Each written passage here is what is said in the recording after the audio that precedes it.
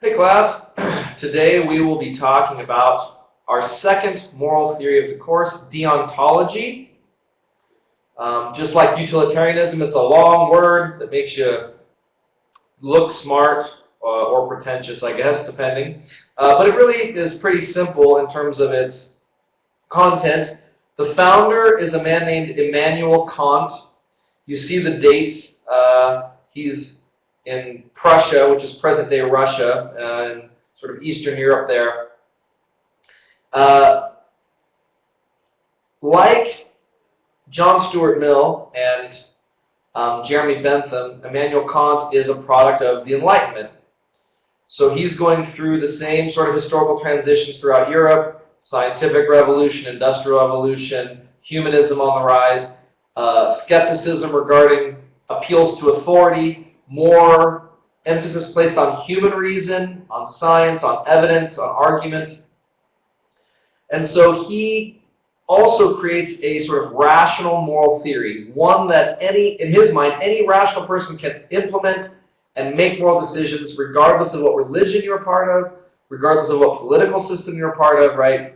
His theory can be used by any rational agent. Now, Kant was a Christian, and he did believe that morality emanated with God, but he doesn't use that in his moral theory. Instead, he says, right, God has given us reason, and if we use reason well, it will lead us to moral truth. It will lead us to universal truths. So we don't just need faith or something else. We can actually use our human minds because they're gifts from God. So deontology, deon is a Greek word that means duty. So deontology is a duty-based ethic. It's not about consequences. Morality is about doing your duty, having the right intentions, and whatnot. If I tell you that the moral thing to do is your duty, the first question that should come to your mind is, okay, well, what's my duty? If the moral thing to do is my duty, then I need to know what that is. Well, Kant argues that the moral law itself has intrinsic value. The moral law is an end in itself, right? As well as humanity. He believes humanity has intrinsic value.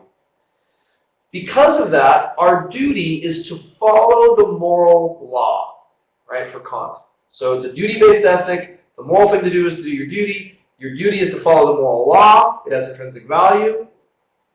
Now the question becomes what? Right? You should be asking it inside, what's the moral law? Good, I'm glad you asked. And so Kant says, this is how you find out what the moral law is. You apply the categorical imperative. This is the rational principle you need to know for deontology. With utilitarianism, it was the principle of utility. For deontology, it's the categorical imperative, right? And the categorical imperative asks, right, tells us, always act so that you can will your maxim can become a universal law, right? The maxim here is the thing you're thinking about doing. So this is how deontology works. I'm thinking about lying to my date about the way she looks in her dress. And I ask myself, can I will that everyone lie? Right? That's my maxim. I'm thinking about lying. Can I will everyone lie? The answer is no. Kant says that you can't lie either. Because the categorical imperative tells us what the moral law is. If you can will that everyone do it, then you can do it too. If you can't will everyone do it, then you can't do it either. Okay? This rational principle tells us what the moral law is. And if we use our reason well and implement it well, it will lead us to the moral law. It's a duty-based ethic. We don't think about consequences. We're not pragmatists. We're not thinking about, oh my gosh, but the date might go poorly. Those are morally irrelevant. You do the right thing regardless of the consequences for Kant. Okay? You do the right thing regardless of the consequences. It's a principle-based ethic, a duty-based ethic. It's hard universalist. If I can will everyone to do it, then I can do it. If I can't will everyone to do it, I can't do it. Here, intentions count. It's not about consequences. It is not hedonistic. It does not care about happiness. It cares about duty, principle, moral law. In some ways, it's like a mirror image of utilitarianism, right? They see things very differently. One of the things that really matters to Kant is that you have a good will. It's not just that you do the right thing, but you need to do the right thing with the right motive, with the right intention. Okay? So, two people can do the exact same thing. One can be morally praiseworthy, the other not praiseworthy because of the intention, because of the heart. I'll give an example. Kant actually gives this example. So there's a store owner who's thinking about cheating their customers, charging different prices for the rich versus the poor, right? And trying to get a financial advantage over that, right? Deceive the customers. And so the store owner's thinking about doing this, and the store owner says, you know, I don't want to do this because I might get caught. And if I get caught, I'll be punished and things will be really bad for me. I might lose my store. So I'm not going to cheat my customers because I'm afraid I might get caught. Well, it looks as though the person's doing the right thing. They're not cheating their customers. But Kant says, that's not morally praiseworthy. You're only not cheating your customers because you're selfishly motivated, because you're concerned that you might get caught and lose your store. That's not a morally upright reason. That's not a goodwill. Okay? So that person does the right thing, but they're not morally praiseworthy because they're doing it for the wrong reason. The same store owner thinking about cheating their customers, and they think, well, you know, I like my customers too much, so I'm not going to cheat them because I really like them. Kant says, you're basing your moral decision on affection now. That's not a morally praiseworthy reason. You do not have a good will. What happens if your feelings for some of your customers change? Will you cheat them then? Right? Affection is not what should motivate our decision, but rather duty to the moral law. So you do not have a good will if you're not cheating your customers because you like them. The same store owner's thinking about cheating their customers, but they think to themselves, can I will that everyone cheat their customers? Can I will that all businesses do that, even the ones that I shop at? No, I cannot will that everyone do this. Then I can't do it either. Kant says that's morally praiseworthy. They're not cheating their customers because they know it's the wrong thing to do. And they're not thinking about selfishly whether they get caught or not. They're not thinking about how they feel about their customers. They're following their duty to the moral law. It's wrong. I can't will everyone to do it. I can't do it either. And that's the goodwill, and that's really what we should aspire to morally. Now, what Kant's trying to do here, and this is important that you understand, what he's trying to do is he's trying to say that human nature is such that when we get caught in the particular circumstances of life, we make excuses for ourselves. We say, well, I know that lying's wrong, but they lied to me first, or this person's going to be hurt if I don't lie. And so we find a way to justify our behavior, right? And so we do the same thing like, well, I only stole the bread because I was really hungry, even though we know stealing's wrong, or we know lying's wrong. I know that I told the bank I would pay back my loan, but the economy is really bad now, and so I'm just not going to I'll just walk away from my house and stop making payments and be foreclosed on. I know I borrowed money and now I'm not going to pay it back. And yeah, I can't will everyone to do it, but my situation is so unique. And Kant says we always find a way to make excuses for ourselves and to make our situation the most important. The categorical imperative forces you to look at the situation from a heightened perspective. Can I will everyone borrow money and not pay it back?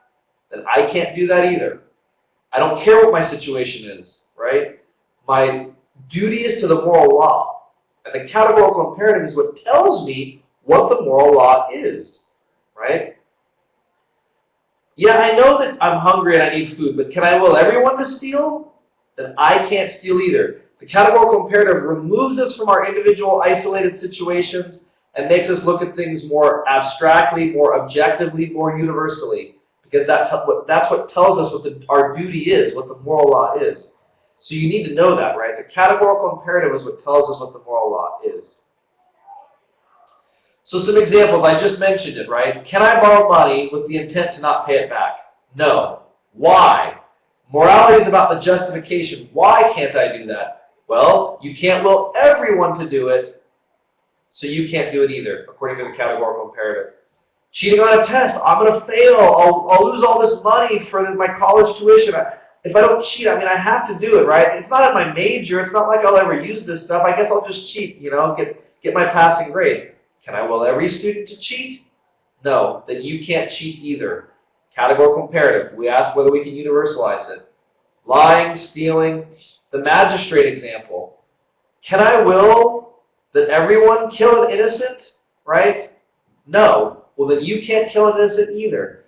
You're not concerned about the consequences. If the mob decides to burn the town down and kill a bunch of people, that's not your obligation. Your obligation is to do the right thing. Your obligation is to be principled. Your obligation is to the moral law. If you know the person is innocent, you cannot kill them as a way of appeasing the crowd, right? It's wrong. Kant will say over and over, you cannot allow the immorality of others to dictate your morality.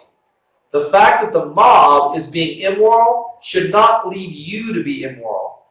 The fact that someone gossips about you should not lead you to gossip.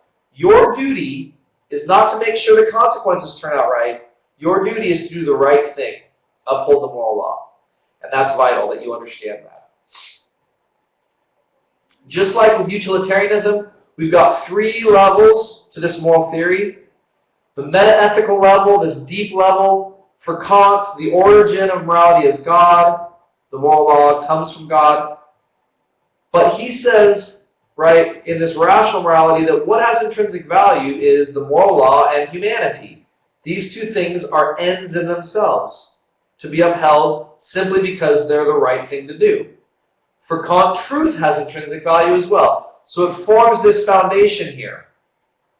The categorical imperative at the level of moral principle or moral theory helps us uphold the moral law because the categorical imperative tells us what the moral law is. So it works both ways.